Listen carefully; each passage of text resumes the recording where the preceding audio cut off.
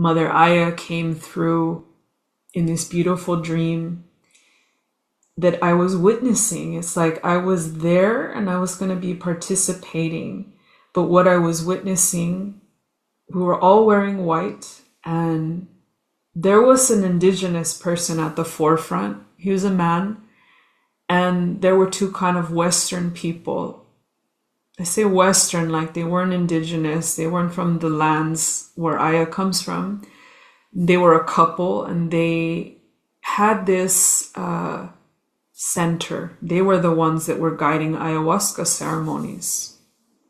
But the indigenous person was directing them to hold this ayahuasca ceremony where none of us were going to drink ayahuasca.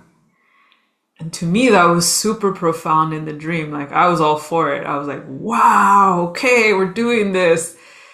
They were very nervous. The two people holding the space, they were like, we've never done this before. We've never held a ceremony like this before. So they were nervous. The indigenous person was completely sure of himself. I was excited. A couple of other people, like, you know, they were ready for it as well. And then they said something that like really stuck with me after the dream.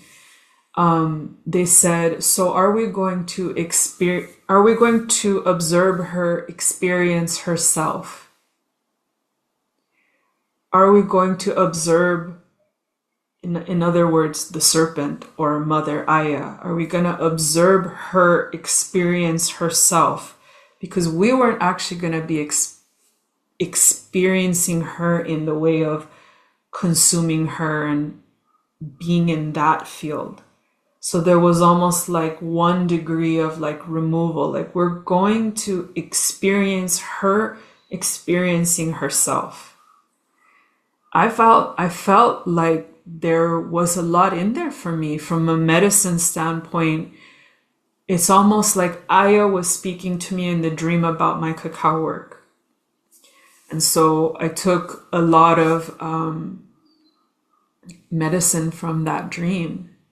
And I feel that my work is changing. I feel like there's going to be much less consuming and much more sharing what's already been experienced, what's already been seeded. And there's a little bit of like that hesitation, just like those people in the dream were like, but we've never done this before. It's almost like they didn't want people to ask for their money back just in case they came to pay for an Aya ceremony, and they were worried. Will it not live up, right? Live up to the hype. So there's a little bit of like, I saw the mirror in me. Will they not come if it's not the cacao, this, that, and the other? You know, as people know, that's been my work for the past 3 years or more. But I do think it's a beautiful invitation. It's a beautiful invitation for us to see how that applies to our own work, our own life, our own offerings, not from a place of chastising any part of the journey. Like, I'm so proud of the deep dives that I did with her.